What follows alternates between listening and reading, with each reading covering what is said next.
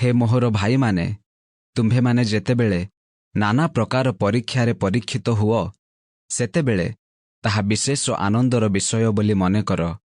परीक्षा सिद्ध विश्वास जे सहिष्णुता उत्पन्न करे, एहा तो जानिअछ। आउ तुम्भेमाने जेपरि कौनसी विषय उणा न पड़ी सिद्ध और संपूर्ण हुओ, एथिपाई सहिष्णुता संपूर्ण रूपे कार्य साधन करू। किंतु तुम्भमानंक मध्यरु जेबे काहारी ज्ञानर अभाव थाए, तेबे जेउ ईश्वर दोष न धरी मुक्त हस्तरे समस्तंकु दान करंती, ताहांक छामुरे से प्रार्थना करू, सेथिरे ताहाकु दियाजिब। किंतु से किछि मात्र संदेह न करी विश्वास सह प्रार्थना करू, कारण जे संदेह करे से वायुरे इतस्तत चालित समुद्रर तरंग सदृश। सेपरि लोक प्रभुंक ठारु किछि पाइब बोली मने न करू। से तो द्विमना लोक, आपणार समस्त गतिरे अस्थिर, दिन अवस्थार भ्राता आपणार उन्नत अवस्थारे दर्प करू।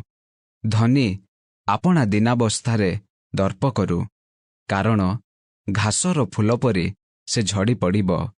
जेणु सूर्य सतापरे उदय हुअन्ते घास जेपरि सुखी जाए और ताहार फूल झड़ी पड़े, पुणी ताहार रूपर सौंदर्य नाश हुए, सेहीपरि धनी लोक ही आपणार सबु गतिरे झाउली पड़िब।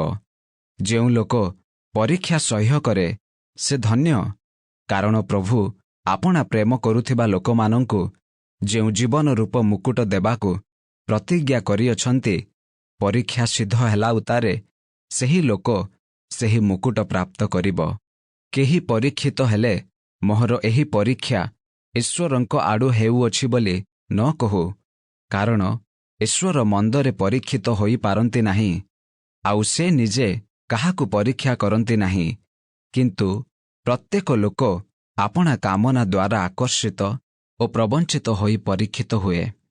ताहापरे कामना गर्भ धारण करी पाप प्रसव करे, पुणी पाप पूर्ण मात्रारे वृद्धि पाई मृत्युकु जन्म दिए।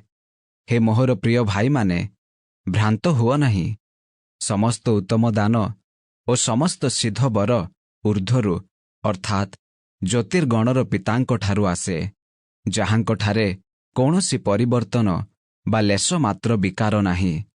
आम्भेमाने जेपरि ताहांक सृष्ट विषय मानंक मध्यरु एक प्रकार प्रथम फल स्वरूप हेउ, एथि निमंते से आपणा इच्छानुसारे सत्य वाक्य द्वारा आम्भमानंकु जन्म देले।